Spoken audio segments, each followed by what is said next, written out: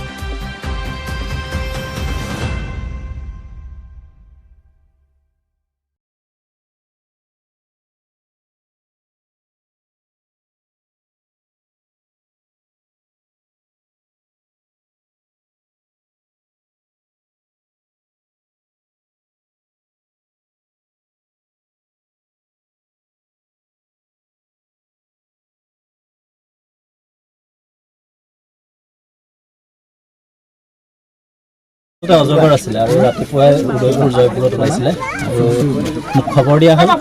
খবৰৰ ভিত্তিত আহি তাক ৰেস্কিউ কৰিলোঁ। এখন নেটত ফচি আছিলে আৰু অলপ জখমো হৈছে। এতিয়া তাক হালধি সানি দিয়া হৈছে আৰু এতিয়া লৈ যাম কাজিৰঙা ষষ্ঠ সংযোজনত এৰি দিম। মোটামুটি 15 কেজিমান হৈ যাব আৰু।